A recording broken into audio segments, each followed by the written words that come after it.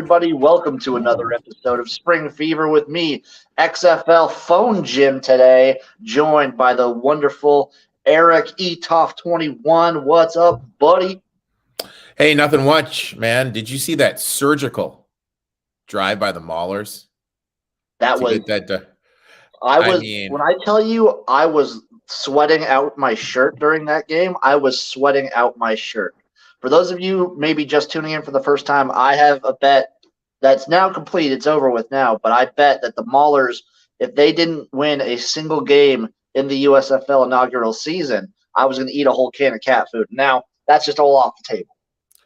Talk about a bullet dodge, my friend. I mean, like, I have never had cat food, and it doesn't look good from those commercials. I've never owned a cat. I'm scared of cats, to be honest with you. Oh, I got one little bitch of a cat, but she's awesome. I'm so glad I don't have to eat cat food. Let's just start there. Maulers versus the Gamblers. The Maulers get the dub. I mean, the main thing that stood out for me was Lee looked good. I thought Lee looked great. But when you look at the box, jumping in as late as he did, he was picking this up really good. When you look at the box score, the thing that really stood out to me, the Maulers only averaged 3.9 yards per play, which is insanely awful. And it really speaks to how the Gamblers defense did okay, but the offense only had 161 yards total. This offense with offense genius Kevin Sumlin just isn't cutting it right now. They're real bad. Last 2 weeks, they've posted the two worst offensive performances I can remember seeing. And high snap, put down. Joseph, come on! It is good! No, he missed it. Good. Are you kidding? It's kind of like that. That's kind of like how the Gamblers season started, where they looked promising at points, and then Clayton Thorson has showed promise, but they're just not good offensively. And the Maulers, I think they got their guy now. And this could be the turnaround for the season. He is the guy. I mean, there's no doubt about it. He is the guy, and let the kid eat, see what he's got, and see if they can make a push. There goes Chester the molester again. My main takeaway for the whole week is we saw a lot of improvement from a lot of the teams. Like the Maulers looked way better, especially with Kyle back there. The other one I want to take away, like the Michigan Panthers looked so much better than we've seen in weeks prior, especially offensively, especially Shea Patterson. And leaves the space for his quarterback, Shea Patterson, to drop the ball right in the bucket. LaMichael Pedway, he's had a big game and even bigger drive. Well, how good? I mean, with that defense, if they can constantly get 300 yards from Patterson throughout the air, averaging 5 yards per play, they're going to be a tough out. I mean, they ran some trick plays on special teams too. Panthers looked 100 times better. Bandits, their run game's just not that good. Against the Panthers, that game, it just wasn't that good. No, generally, it seems that Todd Haley's super quick to just abandon the run outright, and it's been to his detriment. I think the Tampa Bay Bandits and Jordan Ta'amu in general need a strong run game to kind of fall back on and just build that foundation. This game was so fun. There was trick plays left and right, flea flickers, fake punts, double passes. It had it all. This game was hilarious. And like you were saying, the weird thing for the Panthers is Shea Patterson looked really good on offense, but a lot of their other offensive weapons were trying to take in the day off, it felt like to me. I agree. I was just amazed at some of the throws he was making. And I mean, maybe this is what he is. I mean, is he going to show it this week? I don't know. If he shows it 2 weeks in a row, I'll start sipping the Kool-Aid. But right after one game, I'm not on the hype train yet. Yeah, I'm not there yet. I mean, this is the biggest test they've had yet coming up, but we'll get to that later. But it was a fun one. And then you had the Stars against the Stallions. Stallions, yeah. The thing that stood out to me is the Stars averaged more yards per play than the Stallions did. It's just, and you hit it on the head, this Stars defense is just bad. It can't stop anything. Their offense is great, but if their offense fails to score one time, they're just going to be playing catch up the rest of the game just because of the holes their defensive has. It puts so loud on top of you, lubricated. It just puts so much pressure on the offense to produce. It's hard for this offense to get anything going. And like Case Cookus looks good at points. He looks pretty decent throughout. And consistently throughout the season, the Stars have dominated the box scores. It's this defense just leaves way too many goals. Defense just sucks. It just sucks. There's nothing schematically that they can do. They just don't have the pieces to go along with the offense that they have, and it's just going to be their downfall. The Stallions, to me, they win, but they never look impressive when they do it. I don't know how to explain it. They're the only undefeated team. They're the best team, but like I still don't believe in them for some reason. Yeah, I mean that's basically the perfect analogy right there. Like I'm trying, like that sums them up. And you and I both think once the games get out of Birmingham, they're not going to win at all. Like they'll be defeated in the playoffs once they're in Canton. So I agree with you 100%. They're winning games, and credit where credit is due, but you don't sit back after the games and say, God damn, that was impressive. Unlike the next team we're going to talk about with the the Generals versus the Breakers, with the Generals looking really good out there, especially like they have the guy. It's Luis Perez got no starts. It's just DeAndre Johnson. I mean, with the ability that they're able to control the clock with that run game and that defensive line, it's just they're great. I mean, I really like what I'm seeing from them. Again, it's only one game. We got to remember that. But if they can control the clock and they can get their running game can look that good and they can get to the quarterback, they're going to be tough to beat at Canton. Well, like it is just the one game, but it was one game against one of the top two defenses in the entire league. This New Orleans Breakers defense has been consistently one of the top things, especially stopping the run. This defensive front has been amazing. And then all of a sudden, hey, bro, we done talking. It's 31-3. We have nothing to talk about. And then your boy Kelly, he was only 15 for 35. I mean, they're able to make him uncomfortable. Their defense is able to get to it. And you mentioned the run game. When you have a quarterback that can pass the ball, have another runner back there, it just makes everything so much harder for the defense. And if they can just get if this run game continues, they're going to be a tough out. Yeah, Generals are going to be real tough. It's looking real good for them. For the Breakers, I really just feel it all comes back to offensively Kyle Sloter's injury. He's obviously not 100%. Yeah, he's obviously not it. Yeah. It's hurt this team a lot. Yeah, because he's what moves the needle. Is that the saying? I would say so. Okay. All right. Yeah, he's what moves the needle. If he's not there, they don't have the run game or anything to get to. And I wonder as far as like injuries and recovery go, since no team gets a bye week in the USFL, I wonder how that addresses like injury time and stuff like that. I wonder if you feel like you're in a confident enough position, depending on who you're playing or what team you're playing that week, if you might try and sit him for a week or two just to like fully heal. That's a good point. I never thought of that. Sit him, just kind of get him fresh, because they're obviously making a push for like a championship. So yeah, I'd be all for that because he obviously isn't 100%. He's their best chance of winning. Do you think with the announcement they made about their extending the rosters, do you think that has to do with them not having the bye then? I think, well, that's definitely part of it. It's a combination of no bye, short training camp, and how small the rosters were. You could see like injuries, especially to key positions like the quarterback. Like the Panthers' backup quarterback before they signed the Mullers guy was like a wide receiver. So they were doing the old what was that movie? Varsity Blues. Oh, exactly. Yeah, they're doing the old Varsity Blues playbook. Get the wide receiver out there. But yeah, I mean, like I get your point. But there's like some teams, like some positions, like you have two tackles, and then you're done. Like you, you need depth, and like at the end of the day, like when you put big men on a field running around with this is what happens when a guy is coming right down in your face. Stuff can happen, freak injuries can happen. So you don't know. So I mean, they definitely need to add it up because you can't only carry two tackles. You can't have a wide receiver playing quarterback. You need to.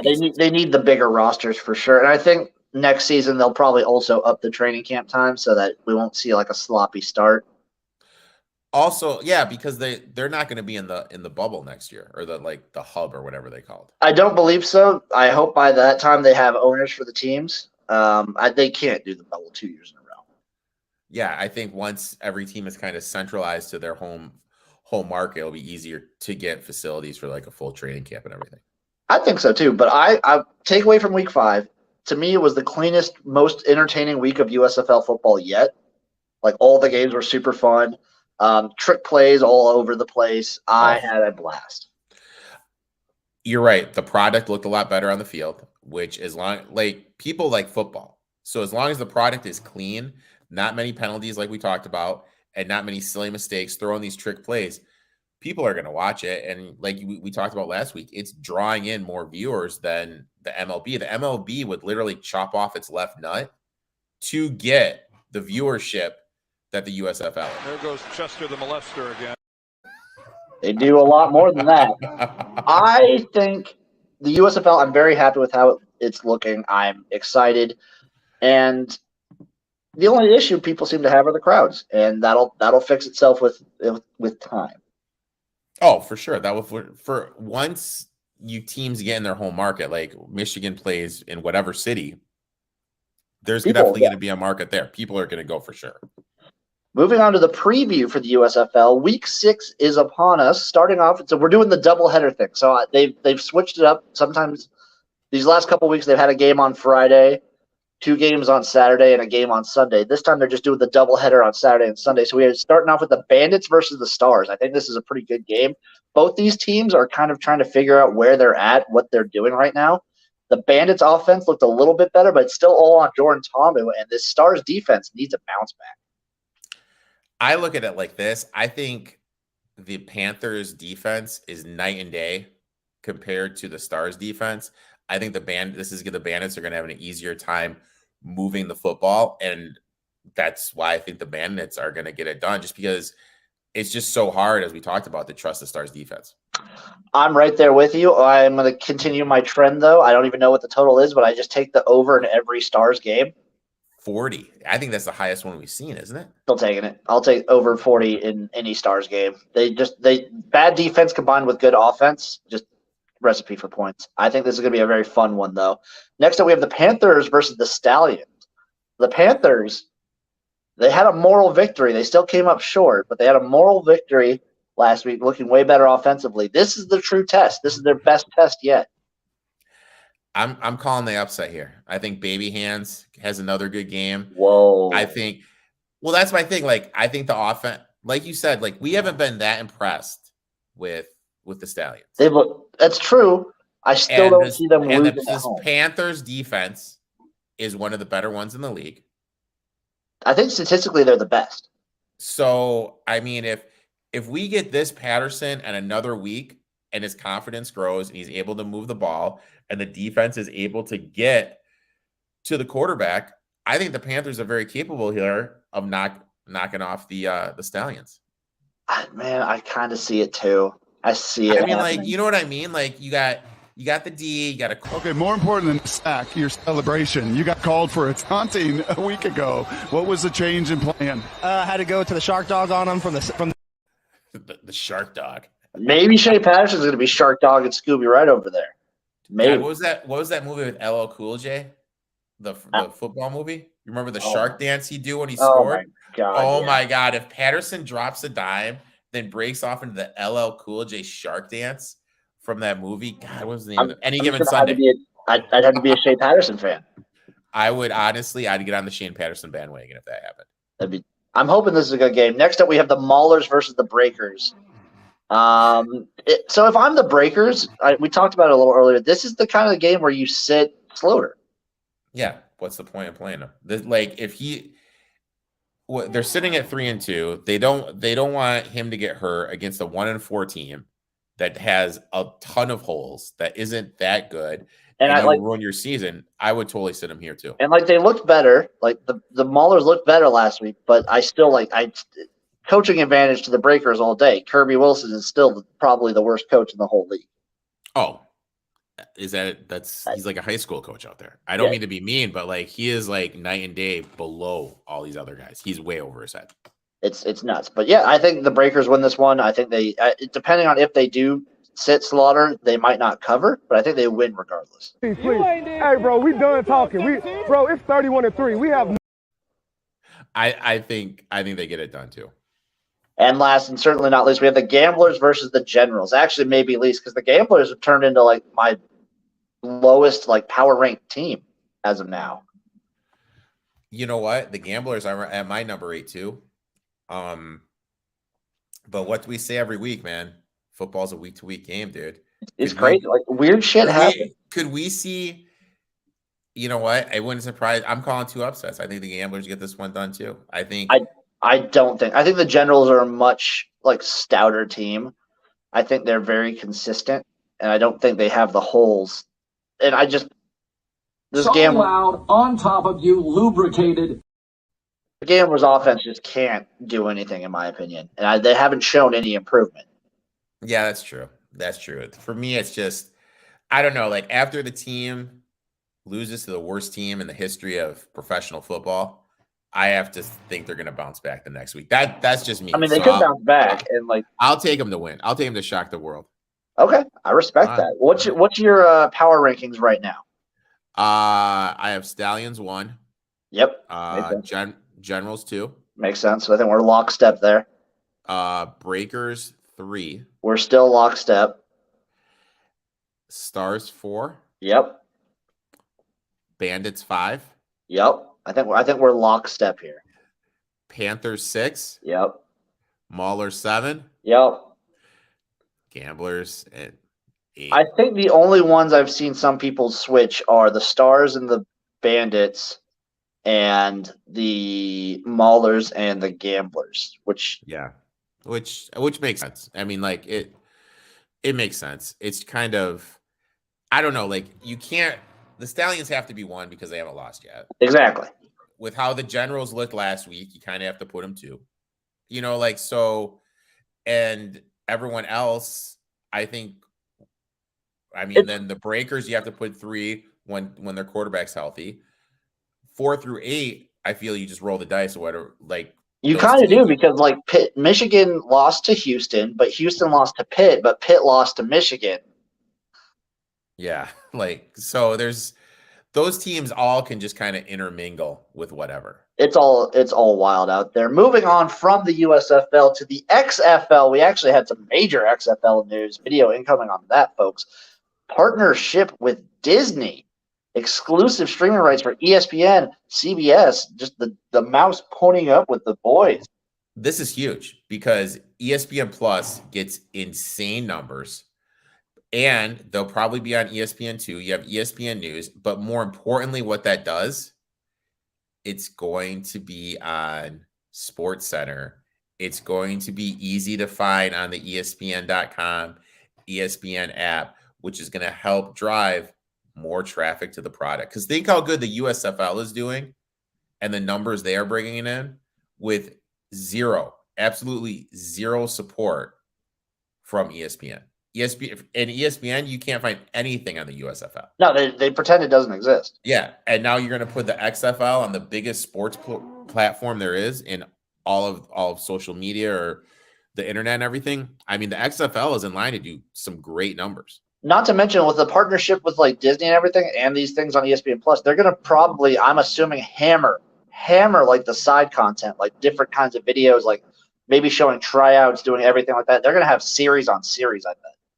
Oh, because they need to put stuff on their streaming networks. So, and then you have ABC, like they're going to put a game probably once a week, like the showcase game on ABC, little primetime game on ABC. I mean, that's just opens up everything. Maybe a Disney Plus, like not reality based show, but like a training camp, or they get it, like you said, ESPN Plus Hard Knocks type thing where they follow one team during the training camp. There's going to be a lot of stuff that I think ESPN is going to be doing with this product. I think it's huge. I think it's one of the bigger announcements we've had. This in combination, so the USFL having Fox as a backer is major, and then the XFL showing that its backing is like fucking Disney and ESPN. That these are major backers for these spring leagues. And more importantly, major brackers mean it's going to be here for a while, which is great because for us football fans, we all kind of, oh, what do we do now? The Super Bowl's over. Boom. XFL, USFL are here. And with big money, they're going to be in the forefront, which is great. Yeah, I expect cities to be announced fairly soon within the next 2 months or so. And then coaches have already been announced. I expect, my assumption right now is they're kind of following the same track record as 2020. October is when I would expect an XFL draft. Oh my God. And guess whose birthday is in October? Nice. Oh my God. Birthday party at the XFL draft? Oh. Unless they do it like last year where it was streamed online. They just did it all like through Zoom, streamed online. I feel like you just told me Santa wasn't real right now. I know. But at least it wasn't like the USFL just announced stuff on Twitter. The XFL still they recorded it and streamed it like live. Yeah. You can still watch it at least. Yeah.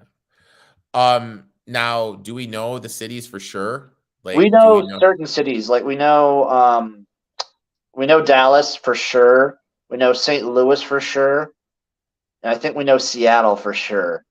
What about Orlando? We don't know. Like New York is up in the air. DC is up in the air. Houston's up in the air. LA is up in the air. And Tampa's up in the air. So there are assumptions going on. There's rumors going on. The assumptions are LA probably moving to San Diego. Okay. Houston, I would love if they stayed in Houston because I still think they got pretty good fan support too. But they're thinking about putting a team in San Antonio, I believe. Oh, I'd love that. New York might be the team that moves to San Antonio, which would kind of erase the East Coast presence. Would only leave the DC team. And then Tampa, I think they're debating whether or not to move it to Orlando. Okay. Which, now that you're tied in with Disney, maybe that makes more sense. Perfect sense. It makes perfect sense. You'd have one right where Disney is. So yeah, Orlando as a city makes sense. So what that screams to me is teams are moving, and I don't know if they're going to change names, but they're moving probably. Like I would suspect New York probably doesn't have a team anymore, at least for year one. I don't think New York will. LA probably won't have a team, at least for year one. And Houston may not, but I think Houston stays. I think they end up putting 3 teams in Texas, which is kind of nuts. Where's the love for my Midwest? Where's the love for Chi-Town, dude? None of these leagues put any teams in the Midwest. It blows my mind. Like, not only that, I was talking with this guy. When was the last time Denver has had like an other professional team? They had an arena team for a while. Did they? Yeah, they had an arena team and it got numbers. Like people went. I didn't know that they had an arena team. I mean, I just remember that my Detroit team dominated arena football for like 3 years. Oh yeah, and then it just. But yeah, that's a good point. Why doesn't Denver? Why doesn't Chicago? Detroit never gets any love. I mean, Michigan may be there, but they may put the closest is like St. Louis. Which I mean, I'm not really a big fan of St. Louis. Not to sound like a hater. I mean, they obviously they have the best out of the XFL. They had the best fans. Like they had the most support. It makes sense to do that town, but like. Kansas City doesn't get a team. Nothing in Oklahoma, nothing in Chicago. It's kind of like New York and not Chicago doesn't make sense to me. Yeah. You got to have at least one of those quote unquote big market teams. You know what I mean? Like big city teams, like you said, like a New York, an LA, a Chicago, a Boston. Get your 4 corners. Get your LA, get your Seattle, get your like East Coast like New York, and then get your like Florida team. Yeah, and then just kind of, but Texas having 3 teams, I don't really like that. Like I get Houston. Houston's like the 3rd largest metro area in the country. It makes sense. Dallas made sense. It makes sense, but I'd rather them wait to expand like a year or 2 and then grab another Texas team. But who knows? Yeah, I agree with that. I agree with what you're saying. But like selfishly for me, I would love to go see a game. So I'd like to see one in Chicago. It was awesome when I lived in LA. Like I went to 2 of them and they were fantastic. Oh, really? Oh, dude, that was something great, dude. Yeah, I went to the Wildcats versus the Which one did I go to? Wildcats versus the Renegades, and the Wildcats versus the Defenders. Okay. All right. Yeah, I Drunk as shit when I was there. like the crowds there were great. Like they looked insane, especially like you said in St. Louis. St. Louis and Seattle, I think, had the two strongest like crowd sources, and then DC had the Beer Snake, which was always awesome. Mad respect to the Beer Snake, man. Last but not least, I believe you had some breaking news right now along the lines of some CFL potential lockout. Per the Score app, the CFL and the Players Association reached a tentative agreement on a new collective bargaining agreement the league announced. The deal is subject to ratification. The new CBA is expected to be a 7-year term. 7 of the 9 teams launched a strike Sunday after the league and CFPA couldn't reach a new CBA before the previous deal. So it looks like, it's open to like some, little things here, little things there, but it looks like they're going to be in. I mean, they're the only 2 teams were the Elks and the Stampeders that reported to training camp that actually were holding practice. Everyone else kind of got sent home. So it looks like football's back on the menu up north, boys. Dude, I love it. I love a little Friday night action with a little CFL, which is great just because like those guys don't get played much. I don't know what their healthcare situation is with tentatively now. So if they can get a little bit more pay, get a little better healthcare, I'm all for it.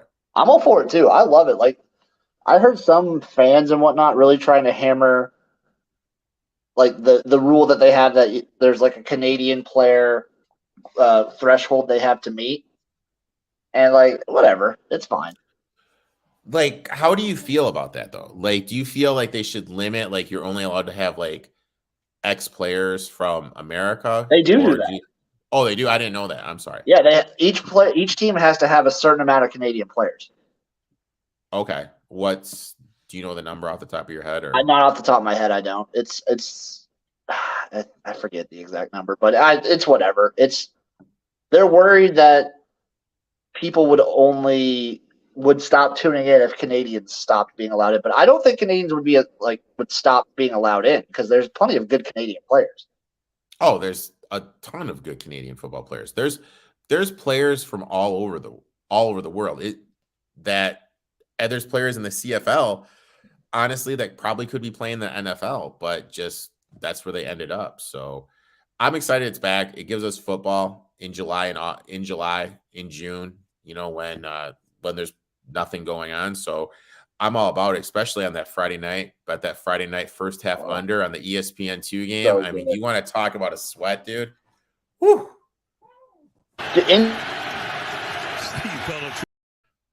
Any CFL under is a sweat.